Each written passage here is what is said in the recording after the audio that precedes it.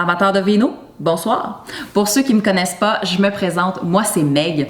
Bon, on le sait tous, le temps des fêtes approche dangereusement et ça veut dire que votre partie de bureau est sûrement en préparation, les soupers s'accumulent déjà à l'agenda, bref, beaucoup d'occasions de festoyer et plus souvent qu'autrement, les bulles sont au menu. Aujourd'hui, je vous aide à différencier les principaux types de vins mousseux pour vous permettre d'en avoir plus pour votre argent.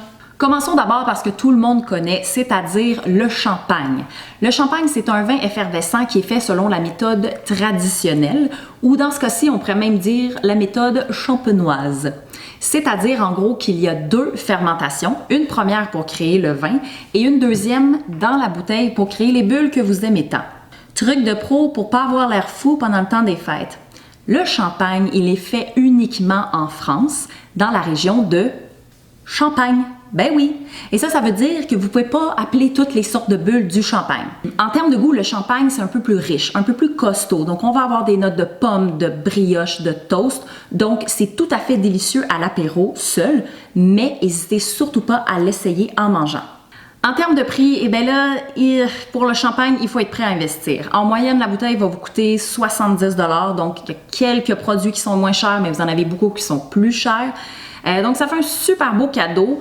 Mais sinon, pas de panique, Monique, il existe d'autres alternatives. Ce qui m'amène à vous parler de la deuxième catégorie qui comprend les créments et les cavas. Ces deux vins-là sont faits de la même façon que le champagne, c'est-à-dire avec la méthode traditionnelle, mais la grosse différence, c'est qu'ils ne sont pas produits en Champagne. Et juste à cause de ça, eh bien, ils vont vous coûter beaucoup moins cher pour une qualité équivalente. Pour les créments, ils nous proviennent de la France. Donc, en SAQ, vous allez trouver une panoplie de produits. Vous avez par exemple les créments de Bourgogne, les créments de la Loire, les créments d'Alsace. Bref, ce n'est pas le choix qui manque. Et pour les cavas, eh bien, ils nous proviennent de l'Espagne et ils sont donc faits à partir de cépages natifs de là-bas. La troisième catégorie dont je voulais vous parler, ce sont les Prosecco. Donc, pour ceux et celles dans la salle qui n'aiment pas trop l'amertume ou l'acidité, le Prosecco, c'est une super bonne option pour vous parce que c'est un vin mousseux qui est plus fruité, il est plus sucré. C'est d'ailleurs votre go-to pour tous les brunchs que vous aurez pendant le temps des fêtes. Donc, si vous avez envie de vous faire des mimosas avec votre gang de filles, ben allez pas dépenser 80 $ sur une bouteille de champagne. Dans ce cas-ci, à 15-20 $ la bouteille, ben c'est pas trop grave si vous le mélangez avec votre jus banane-orange. Sachez aussi qu'en dehors du champagne, des créments, des cavas, des prosecco, il existe une foule de vins mousseux qui ne portent pas ces mentions-là, mais qui sont tout à fait délicieux et qui ont un excellent rapport qualité-prix. Je vous recommande d'ailleurs fortement nos bulles du Québec parce que premièrement, elles sont délicieuses et deuxièmement, c'est important d'encourager les producteurs d'ici.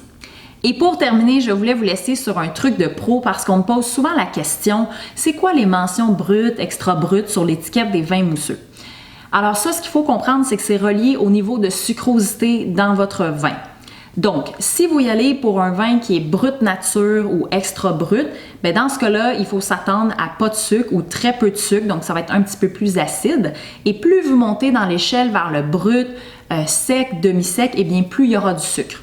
Il n'y en a pas un qui est mieux que l'autre, c'est vraiment selon vos goûts.